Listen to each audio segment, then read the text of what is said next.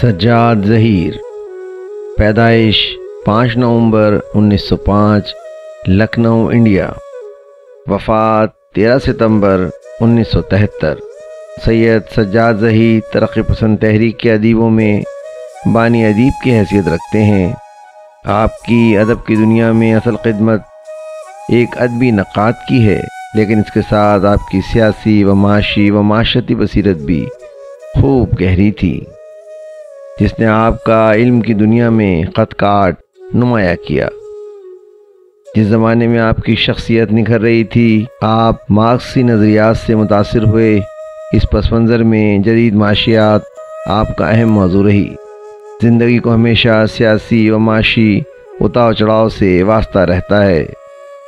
ادب اسی اتار چڑھاؤ کے درمیان انسانی جذبات و کیفیت کو لے کر تخلیقی عمل کو بیان کرتا ہے۔ جتنا گہرا مشاہدہ ہوگا اتنا ہی گہرا ادب تخلیق ہوگا۔ آپ کی ادبی تخلیقات میں ناول، افسانے اور نظمیں سب مشاہدہ زندگی کی اسی کشمکش کا بیان ہے۔ آپ نے لندن میں دوران تعلیم ترقی پسند ادیبوں کی انجمن بنائی اور ایک ادبی حلقہ قائم کیا، جس کا مقصد یہ تھا کہ یورپ کے ادیبوں کے ترقی پسند خیالات ہندوستان میں بھی پھلیں پھولیں۔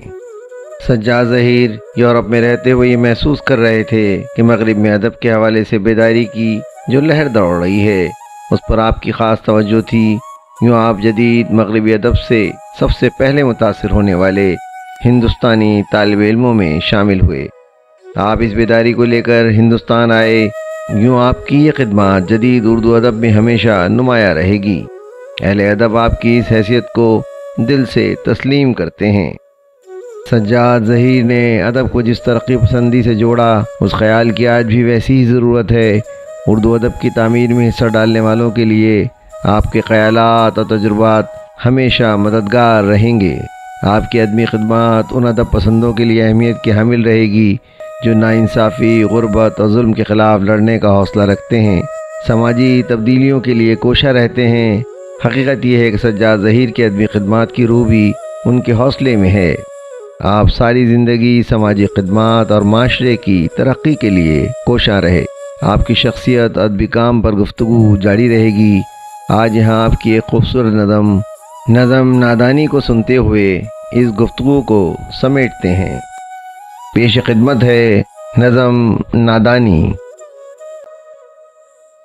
ٹھنڈے لفظوں کے چھینٹوں سے، ٹھنڈے لفظوں کے چھینٹوں سے بڑی سمجھداری سے آؤ، اس جنجال سے اپنا دامن کھینچ کے ہم اچھے بن جائیں، پاک صاف اور نیک، بجھا دیں دل بھٹی، اپنے ہاتھوں اپنی راہ میں کانٹے بونا، اپنا ہی خود دشمن بننا، اپنے خون کے پیاسے ہونا، سسک سسک کر مرنا، اپنی قبر کھودنا، پیار کے پیچھے پاگل بننا، جان ہتھیلی پر لے کر یوں پھرنا جیسے اس کا کوئی مول نہیں ہے۔